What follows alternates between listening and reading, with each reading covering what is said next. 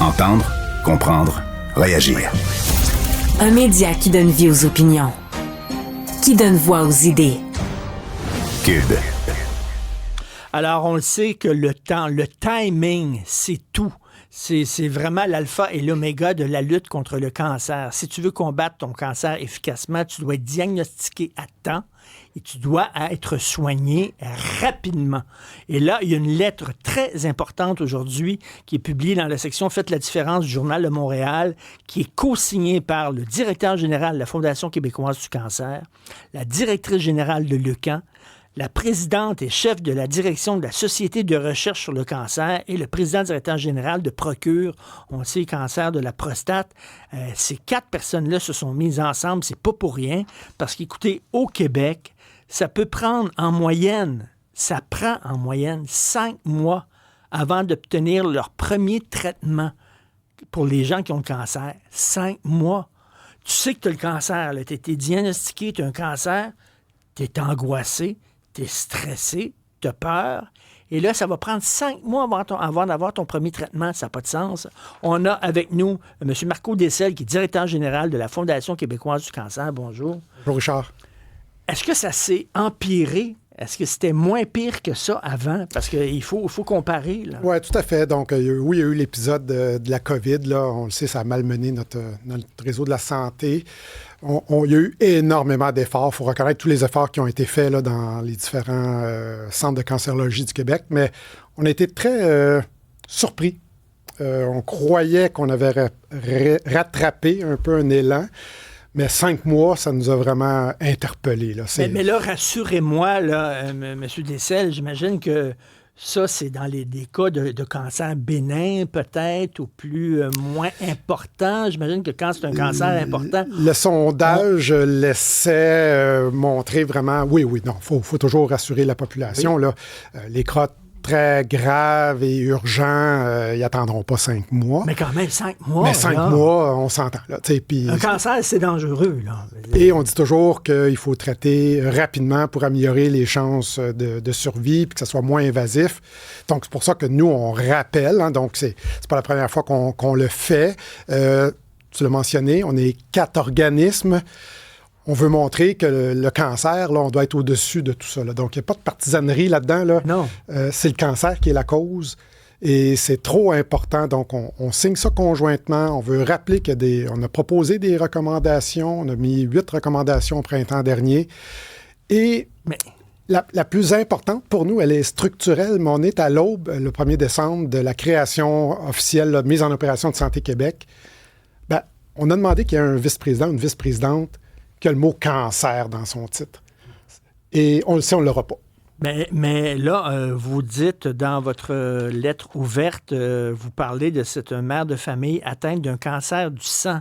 C'est pas rien, là, un cancer du sang, c'est important, qui a dû patienter près de 8 mois pour recevoir des soins. Ça n'a aucun sens. Puis, on parle tout le temps de priorité. Là. On dit les routes, c'est la priorité du gouvernement. L'éducation, c'est la priorité du gouvernement. La création d'emplois, c'est la priorité du gouvernement. S'il y a une priorité prioritaire... Ça devrait être le cancer. Ça devrait être en haut. Oui, là, ça devrait être en haut. Là. C'est encore, puis c'est pas pour faire de comparaison ou de concours là, de quelle est la maladie la plus importante, mais c'est quand même... Le plus grand nombre de diagnostics, 67 500 nouveaux diagnostics en 2024 uniquement. Et c'est la principale cause de décès au Québec. Oui. Donc, nous, ce qu'on dit, c'est on peut-tu vraiment effectuer là, une priorisation du cancer et faire en sorte de mettre les ressources appropriées pour éviter... C'est des cas anecdotiques, cette dame-là. Mais ça ne devrait pas arriver. Mais ça prend, on peut dire, oui, c'est une anecdote, mais après ça, il y a une autre anecdote, puis après ça, il y a une autre anecdote. Puis après ça, on a une moyenne de 5 mois. C'est ça, il y a une moyenne de 5 mois, là, on ne parle plus d'une anecdote, on parle d'un phénomène. Là. Exact. Et comment on explique ça? C'est quoi? C'est la fameuse pénurie de main-d'œuvre? C'est ça, les ressources, les gens, écoutez, là, les centres de cancérologie, c'est des gens très dévoués, ils ont à cœur le bien des patients, mais... On le sent, on le voit partout. Là. J'ai encore parlé avec des gens du réseau de la santé aujourd'hui, là, puis ils disaient que sur les étages, c'est difficile. Donc, ça va prendre un sérieux coup de barre. Et juste de ramener cette notion-là qu'on fait du cancer une priorité, je pense que ça va être un bon signal également, pas juste pour les patients, mais également pour tous les soignants du Québec qui veut que ça devienne comme ça. Et M. Dessel, ce qui se passe entre les deux oreilles, c'est important aussi quand on lutte contre le cancer. Puis moi, je dis pas que c'est une solution miracle. C'est pas vrai que si tu es positif dans ta tête, tu vas combattre ton cancer. C'est pas ça, mais quand même, c'est important. Puis quand tu angoisses, quand tu stresses, quand tu t'attends l'appel, là, quand est-ce que tu vas avoir tes premiers soins et tout ça, t'es pas bien. Là. Non, c'est très anxiogène. C'est anxiogène, tout ça, ça t'aide pas, ça. Non, vraiment pas. Les délais, c'est pas bon. Donc, c'est pour ça que des organismes comme la Fondation, on est là durant cette période-là pour accompagner, soutenir, offrir des traitements de bien-être autant physiques que psychologiques, parce qu'on sait que ce délai-là, puis surtout là, quand on commence à parler de 5 mois, c'est pas une journée ou deux, là. Donc là, dans 5 mois, un cancer, pendant ce temps-là, lui, il n'attend pas le cancer, il n'est pas sur pause. Là. C'est clair qu'il n'est pas sur pause. C'est clair, ça se multiplie, là, ça se promène. Oui, on sait que dans certains cas, ça travaille vite, là, ça travaille fort. Ben oui. Et là, vous dites à la fin de votre lettre, des solutions existent, il faut les entendre. C'est quoi ces solutions-là? C'est clair que nous, ce qu'on a mentionné dans nos recommandations, le cancer, où on veut le travailler, c'est évidemment ce qu'on veut le prévenir. Donc, au Québec, on insiste, on est une province de traitement. Mais nous, on dit qu'il faut agir avant ça. Donc, évidemment, on veut parler de prévention. Je t'ai remercié en ondes il y a 2 semaines et demie, parler également de dépistage.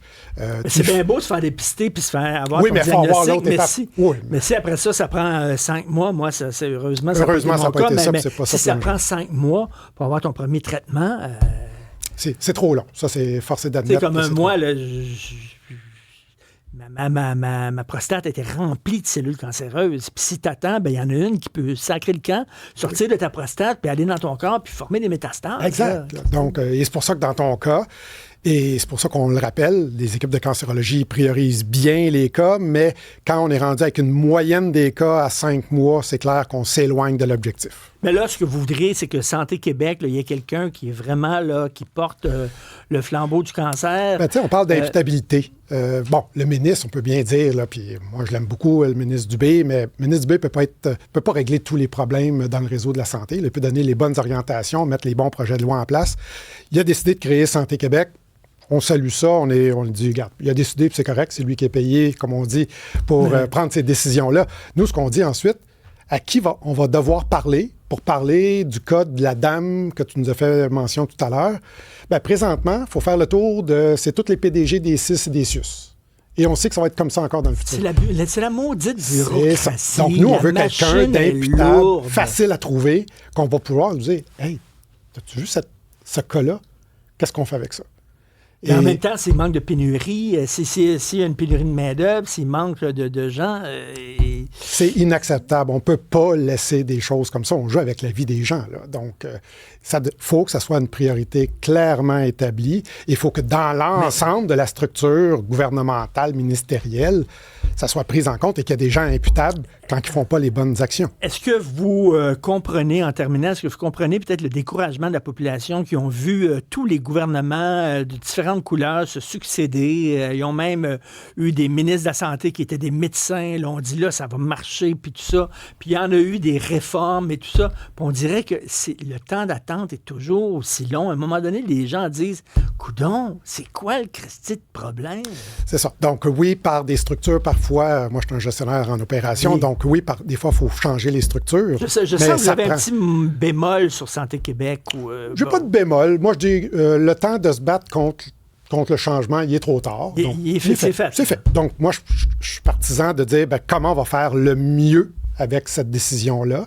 Et le mieux, on a mentionné très clairement, ça fait plusieurs mois qu'on l'a mentionné, on aimerait avoir quelqu'un en place facilement identifiable, que ça va être la personne qui va être en charge de la cancérologie au Québec, et pas avec 1 million d'autres titres à travers tout ça, parce que finalement, ça va être ça, là. Parce que le cancer, tous les gens au Québec connaissent quelqu'un qui a eu le cancer et tout ça.